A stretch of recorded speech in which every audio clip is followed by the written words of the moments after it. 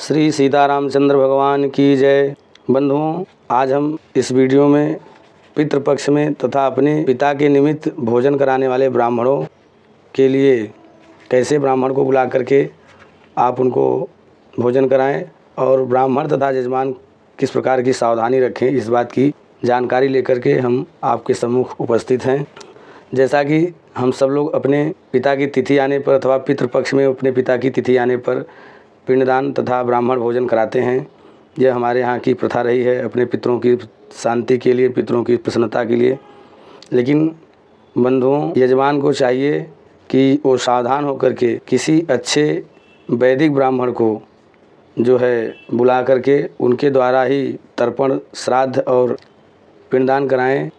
जो ब्राह्मण संध्या गायत्री करता हो तथा ब्राह्मण भोजन में बहुत अधिक ब्राह्मण को बुलाने की आवश्यकता नहीं है, क्योंकि जो सावधानी रखनी चाहिए वो सावधानी सभी ब्राह्मण नहीं रख पाएंगे। कम से कम 1 अथवा 3 ब्राह्मण को ही नियुक्त करें।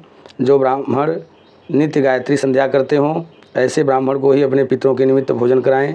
और कम से कम 3 ब्राह्मण तो ऐसे होने चाहिए।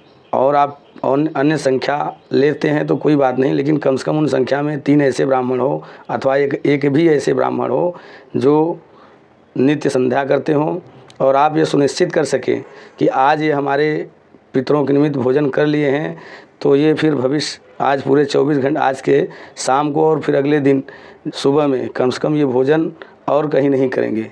यानी ब्राह्मण जब पितरों के निमित्त भोजन कर ले तो फिर और कहीं भोजन न करें, यह आप सुनिश्चित करें। ऐसे ही ब्राह्मण को बुला करके आप अपने पितरों के निमित्त भोजन कराएं। और ऐसे ब्राह्मण को भोजन कराने से पितर हमारे बहुत प्रसन्न होते हैं।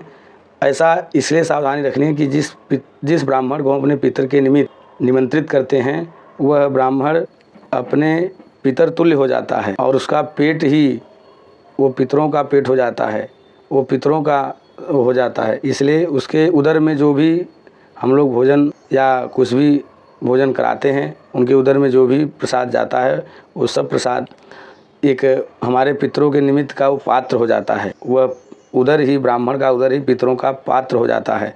और एक पात्र में एक ही लोग भोजन कर सकते हैं, 2 लोग नहीं। इसलिए सावधानी रखना चाहिए कि हमें जिस ब्राह्मण को हमने नियुक्त किया है वो हमारे यहाँ ही भोजन करें। लेकिन इसके लिए हम इतनी भूरी दक्षिणा उस ब्राह्मण को दें कि वो लालच में आकर के किसी दूसरे जगह जा कर के और पितरों के निमित्त भोजन न करे। इसके लिए हमें सावधान रहना चाहिए कि हम ऐसा दक्षिणा उसको दें उस ब्राह्मण को, और कि वह और इतना उसको तृप्त करा दें कि वो आगे फिर कभी किसी के यहाँ भोजन न करे। ये सावधानी रख कर अगर हम अपने पितरों एक भी ब्राह्मण को भोजन करा दिए तो भी समझ लीजिए कि हमारे पितर प्रसन्न हो जाएंगे। अथवा आपको ब्राह्मण नहीं मिलते हैं, आपको ऐसा लगे कि ऐसे ब्राह्मण कहाँ मिलेंगे, तो आपका पुत्र भी अगर इस गायत्री संध्या युक्त हो और इस सावधानी को रखे तो आप अपने पुत्र को भोजन करा सकते हैं अपने पिता के निमित्त, पितरों के निमित्त।